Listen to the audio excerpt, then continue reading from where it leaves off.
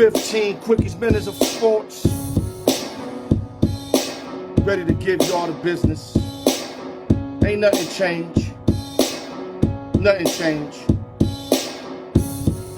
Every Tuesday, every Friday, open sessions. Let's get it, baby.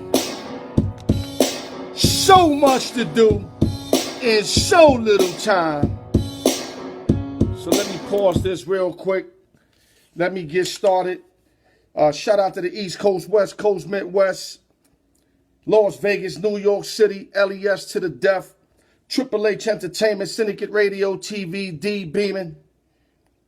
Credit fix. Never too late to get your credit fix. IG me, inbox me, email me, al.newyork@yahoo.com. Never too late to get your credit fix.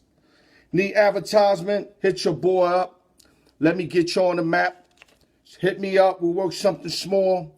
It'll be more constructive for you to get your product, your business, etc. out there while I put in the work for y'all, all right? Hit me up, man. Let's get started, man. We got a lot of stuff to do. I'm going to go through some NBA free agents and signings. Then I'm going to go to the major topic at hand because I want to touch on that Tom Brady shit. And I know y'all want to hear me. First thing first, the Toronto Blue Jays. Wow, I'm thinking baseball already. The Toronto Raptors re-signed guard Fred VanVleet to a 4-year, 85 M's contract. VanVleet wanted to stay there. Toronto fulfilled his needs, which was very nice of them to re-sign him. He wanted to stay with his man Kyle Lowry. Salute to VanVleet, who's been playing really good with Toronto. He doesn't want to mix with that chemistry. He's got a good thing going over there. He want to keep that. VanVleet played in 54 games last year, averaged 17.6, 3.8 rebounds, 6.6 assists for the Toronto Raptors. And another signing, the Portland Trailblazers read up on Carmelo Anthony and basically signed him to, the league minimum. I thought they should have gave him a little more money. He proved he belonged in the NBA. What they doing, they know they could bargain with him, so they're going to bargain with him because he knows and the league knows that another team might not really want to mess with him. D Dollars love him. Damian Lillard loves him. So this was a perfect fit to him to stay. But I thought they should have paid him a little more instead of re-giving him another league minimum. But you know what? It is what it is. If Melo didn't put himself in this position, he would not be in this position. So he's got a 1-year deal. Last year he played 58 games, averaged 15.4, 6.3 rebounds, 1.5 assists. And like I said, D Dollars loves the poor boy. Other news. The Charlotte Hornets reached a deal with Gordon Hayward for 4 years, 120 M's. I'm glad my New York Knicks had nothing to do with this. No disrespect to Gordon Hayward, but he's not worth no 30 M's a year. That's what it is, man. But I think it's a good pick for Charlotte, who picked up LaMelo Ball, and I think he's going to be real erratic over there. A guy like Gordon Hayward that plays team ball, team-oriented. That's why I'm surprised he didn't stay with Coach Stevens with Boston. But I figured, it's the players they got and the system they got that he didn't fit in. Not that he don't fit with Stevens, but Stevens got to do what he got to do with the players he got. And it just wasn't a good fit for Gordon Hayward there. They tried to give him 1 year, 34.2 M's, but he didn't want that. He wanted like a long-term deal or at least a 3-4 year pack. And he got one with the Charlotte Hornets. Like I said, 4 years, 120 M's, and he can be, he can be a good look for LaMelo Ball in his first year. Gordon Hayward, like I said, is a real good team player. Let me go to other news. The Lakers, the rich get richer, and I'm not going to say the poor don't get a fucking thing, but the rich is getting richer. LA added, not only did they added Montrezl Harrell a couple days ago, now you bring in Marc Gasol, not to mention Dennis Schroeder. So they the best team last year. They won the chip, and they doing the most, which is stating that, LBJ is trying to get that other ring. He's trying to get a 500 mark in championship play, and it's looking real good for LBJ, especially after they sign Anthony Davis. I mean, this team is going to be favorite by heart to win it all again. They got all the bigs. You add, an experienced guy with championship experience like Marc Gasol. He's not what he used to be, But trust me, you got him off the bench, team player, can pass the ball, set picks, don't hate on nobody, don't care about buckets, just want to win games. So this is a real nice fit. And not to mention the Montrell Harrell fit, where Harrell's got a chip on his shoulder because he felt the Clippers did him dirty. So you got a guy with a chip on his shoulder, and you got a real professional with a championship team, and then you add a real good point guard, Dennis Schroeder, and there you go, your Los Angeles Lakers.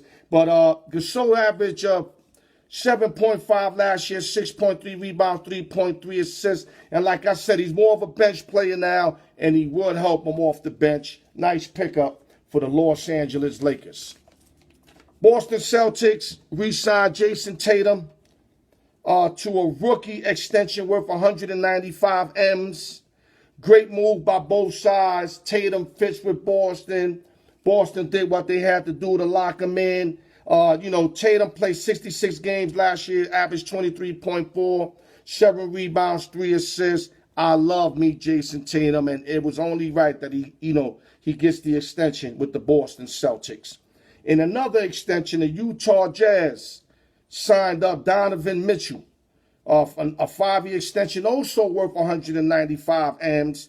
Also a good move on both sides. I like that Mitchell fits with Utah, and they definitely need a guy like Mitchell who's like a guy that can get the ball at the end of the game and take over a game.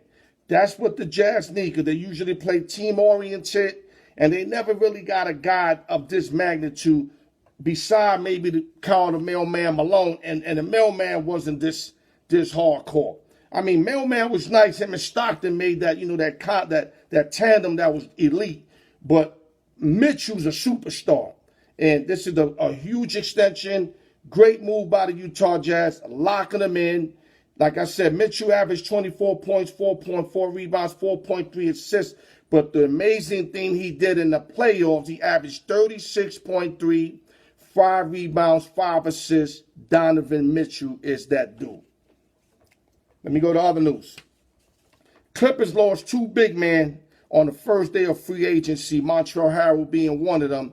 So they end up signing up veteran power forward center Serge Ibaka from the Raptors. Deal is worth 2 years, 19 M's. Offensively, you're not going to get much from Ibaka, but defensively, he's still a present, and he will help out the Clippers, and he's going to have to help out the Clippers. The fact that they lost 2 bigs, and they starting, to get thinner instead of thicker. Unlike the Lakers, who are getting thicker instead of thinner. So Ibaka is going to have to play crucial minutes, and somehow, some way, he's going to have to find his offensive game that he had in OKC, because I don't think defense is just going to be enough for this team. They're going to need another guy that can contribute and score some buckets, beside Paul George and Kawhi Leonard. You dig what I'm saying? So nice pickup, but Ibaka is going to have to take on a bigger role than he did in Toronto. Next subject. We're going to go to 2 guys that were very unfortunate. We're going to go to the NFL. Joe Burrow had an ACL to MCL tear on his knee. He's out for this year. He's going to be out next year from what I'm hearing. And then expected to make a full recovery. And, it's sad, man. Joe Burrow and Justin Herbert were going for the Rookie of the Year. Herbert's way ahead of him as far as, touchdowns and interceptions are like equal.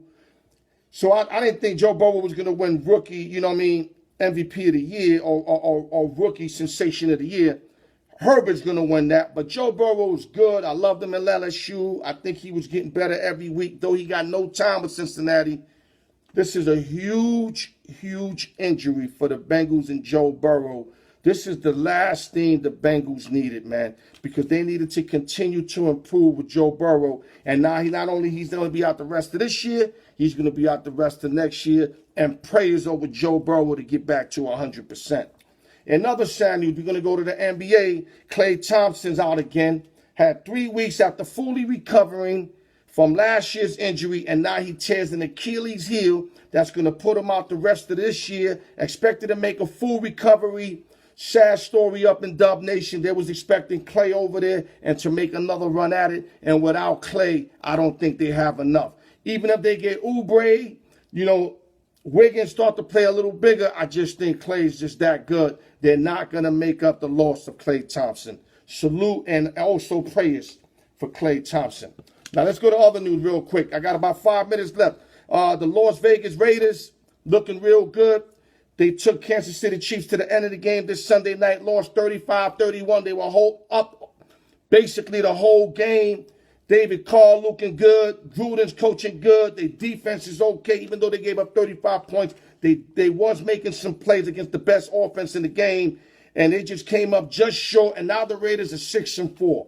Yes, they for real, but at 6-4, with 7 playoff spots, they tied for the last place with 2 other teams. If I'm correct, it might be Baltimore, Tennessee, or Baltimore and another team. I don't have it right in front of me. But they're going to have to start playing style football here on out if they want to make at least that last spot or the 6th spot. And like I said, they've been real. Now they got to handle what's in front of them, take care of business. They start by going to up Atlanta. They got to go beat up on Atlanta Falcons, who's having a bad year. Though they got a good team as far as players, but bad results. And the Raiders got to go up there and handle business. And salute to Gruden to a great year, because he's definitely coaching a hell of a game. Now we're going to go to Tom Brady. I got 4 minutes. I don't know what's going on with T.B.12. And I'm gonna bring up 6 questions, and I'm going to go all through the line, and we're going to figure out what it is. Is it Father Time catching up with Tom Brady? I'm going to say that could be 20% of the situation. Is his coaching staff trash? I'm going to say Bruce Arians is good. Bowles is on defense. I'm not going to blame that. I think they're good enough to make it happen. Is the offensive line horrible? They injured, and yes, they're not protecting Tom Brady at all. So yes, I'll put about 30% on that.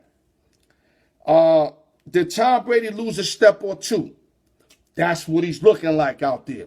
TB12 looking like he lost a step or 2. Not that he had mobility, but even when he's got an open receiver downfield, he's not getting the ball there for whatever reason. Not getting the ball there.